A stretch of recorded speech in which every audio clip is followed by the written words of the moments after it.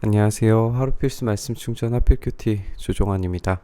오늘 함께 나눌 하나님 말씀은 사사기 11장 29절에서 40절까지 말씀입니다.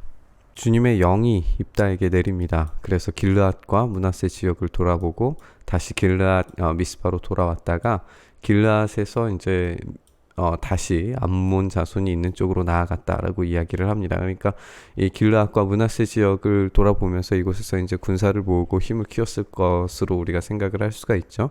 그때 입다가 이제 주님께 서원을 하게 됩니다. 약속을 하는 거예요. 이게 이제 이 서원의 기능이 이것을 꼭 지킴으로 인하여서 이 하나님과의 약속, 이 언약이 이제 지켜짐으로써 하나님께 헌신하게 되는 그런 모습인데. 오늘 이 장면에서는 마치 어떤 이 입다가 보여주고 있는 그림들을 다 생각을 해보면 약간 하나님과의 거래를 하는 것 아닌가라고 하는 느낌이 들어요. 이 전에도 이제 계속해서 중재자로서, 협상가로서, 그리고 거래하는 사람으로서 자기의 통치자의 신분을 얻게 되는 이런 장면들과 암몬 왕과의 어떤 그런 협상의 테이블 이런 것들을 보면은 입다가 보여주는 모습 자체가 어떤 거래 이런 방식에 능통했던 것을 우리가 좀 생각을 해보게 되죠. 그래서 이 서원의 기능이 과연 적절했는가, 그리고 그 내용이 적절했는가, 이런 것들을 평가해 봤을 때 이건 마치 이제 전쟁의 상황에서 누구나 죽을 수 있기 때문에 그 가운데에서 하나님과의 어떤 거래가 이루어지는 것 아닌가라고 하는 생각이 들지 않을 수가 없는 것 같아요.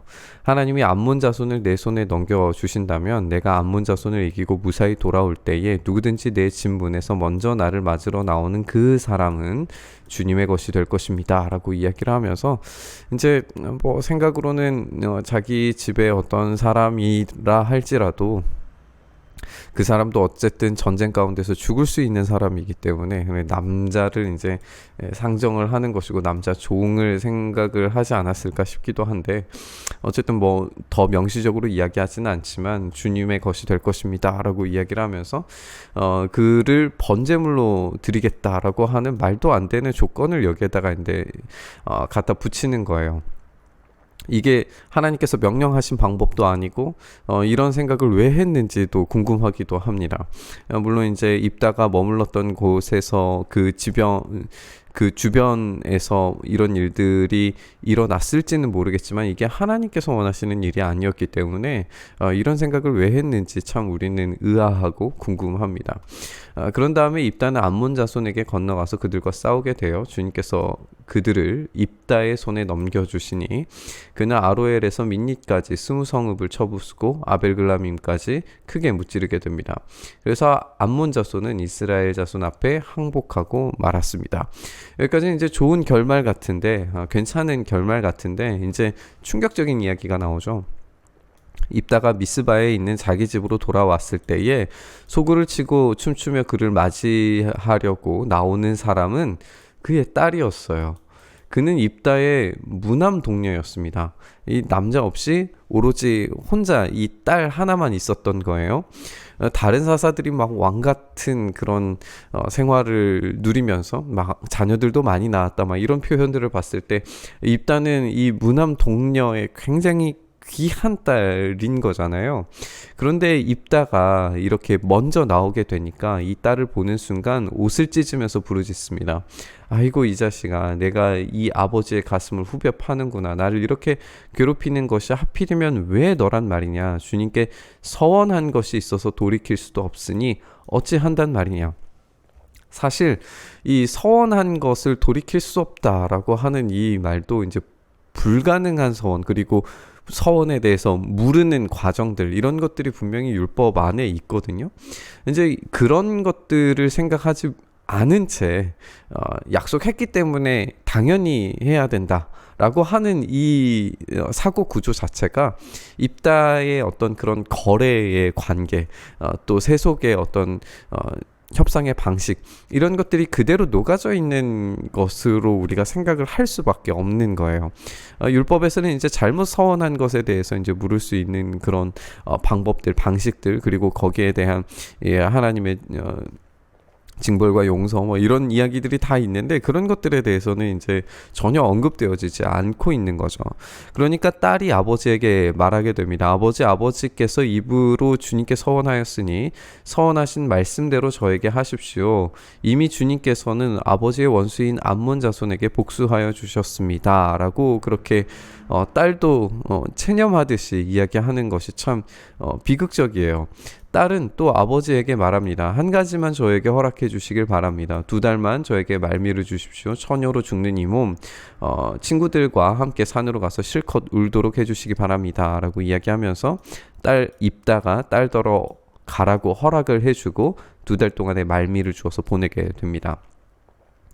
딸은 친구들과 더불어서 산으로 올라가서 처녀로 죽는 것을 슬퍼하면서 실컷 울게 되어 2달 만에 딸이 아버지께로 돌아오니까 아버지 입다는 주님께 서원한 것을 지켰고 딸은 남자를 알지 못하는 처녀의 몸으로 죽었다라고 그렇게 되어져 있어요.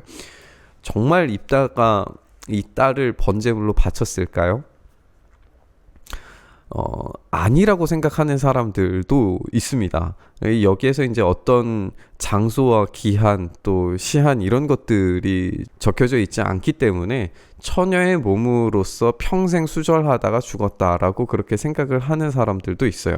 그런데 우리가 이 본문 자체의 어떤 맥락과 내용들을 살펴보면 분명히 이 딸이 아버지 입다에 의해서 번제물로 드려졌으리라고 생각이 되어집니다. 그래서 이제 길르앗 사람 입다의 딸을 애도하면서 매해마다 이제 슬퍼하는 장면을 보게 되는데 그만큼 이해되지 않는, 하나님께서 명령하시지도 않으셨고 어디에서도 이런 장면을 찾아보기 힘든 인신제사의 내용을 우리가 보게 되는 거예요.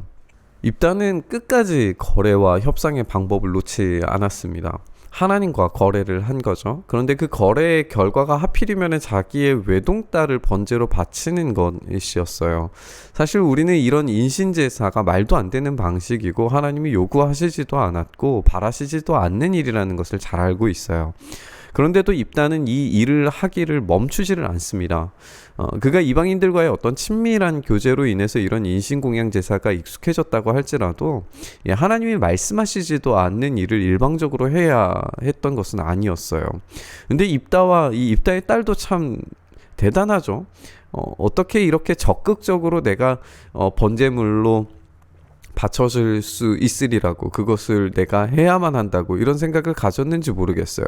어쨌든 이 둘은 서원이고 약속이기 때문에, 거래이고 협상이기 때문에 이행해야만 한다라고 그렇게 생각을 하고 주저하지 않고 일들을 진행을 합니다.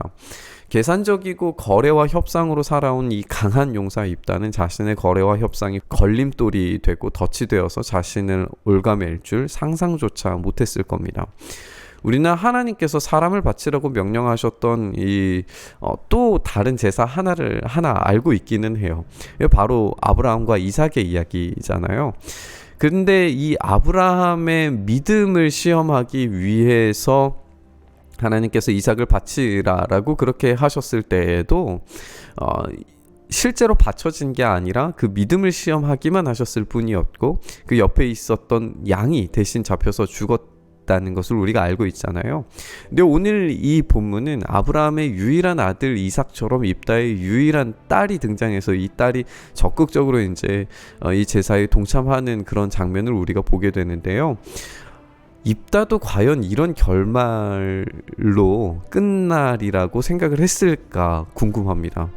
어쩌면 입다가 생각한 것은 아브라함의 약속과 같은 것을 자기가 재현해내는 어떤 그런 생각을 가지고 있지는 않았을까 궁금하기는 해요. 성경에서 이야기하고 있지 않으니까 뭐 더 이야기할 수는 없지만, 어쨌든 그런 것을 혹시라도 기대했을런지 모르지만 그런 일들은 벌어지지 않았어요. 왜냐하면 이 두 장면의 핵심 차이가 뭐냐 하면 이 일을 진행하고 주동하는 사람이 누구냐는 거예요. 아브라함 때는 하나님이 이 일을 주동하셔서 끝까지 이끌어 가셨지만 오늘 이 장면에서는 입다가 자기 혼자 결정하고 자기가 걸려 넘어지고 엉뚱한 희생자가 나오는 걸 우리가 보게 됩니다.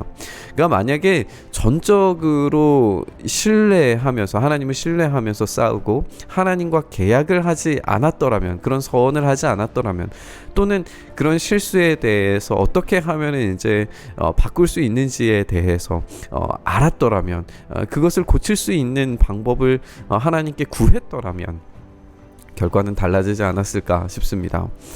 이렇게 자기의 능력을 맹신한 채 계약과 협상으로 일을 진행하던 입다는 자신이 만든 규칙에 걸려서 사랑하는 딸을 잃고 말았습니다. 여기서 한 가지 주목하고 싶은 부분이 있는데요. 바로 주님의 영입니다.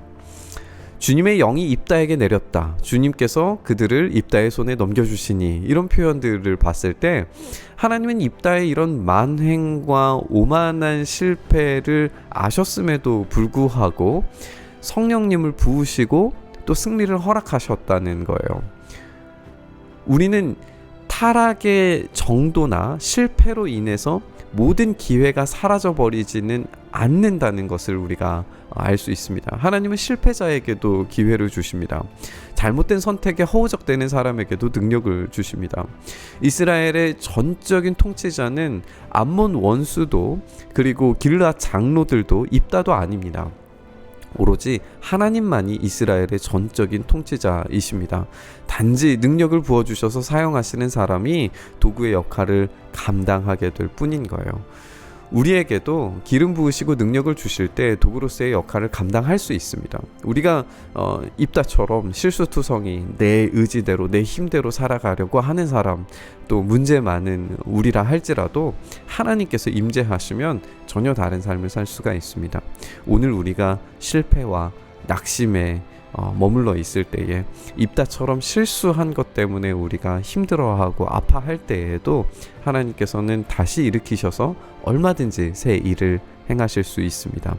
우리의 잘못을 있는 그대로 하나님 앞에 가지고 나아가는 그 자세가 더 중요합니다. 오늘 이 말씀 묵상하면서 실패한 자에게도 부어주시는 그 성령님의 은혜를 우리가 함께 묵상하면서 우리의 온전한 주인이신 하나님께, 우리를 도와주시는 하나님께 우리의 삶을 전적으로 내려놓는 삶 갖게 해달라고 말씀 묵상했으면 좋겠습니다. 주님, 그렇습니다. 우리는 늘 넘어지고 쓰러지고 실패하는 존재입니다. 입다처럼 잘못된 선택과 하나님이 원하시지도 계획하시지도 바라시지도 않는 것들을 내 마음대로 하려고 할 때가 너무나도 많습니다. 주님, 이런 우리들을 불쌍히 여기셔서 다시금 참된 길을 찾게 하시고 어두운 가운데서 빛이 되셔서 우리의 삶을 온전히 주님의 뜻으로 채우시고 인도하여 주시옵소서. 그렇게 우리의 삶을 이끌어가 주시기를 간절히 소망하며 우리 주님 예수 그리스도의 이름으로 기도드리옵나이다. 아멘.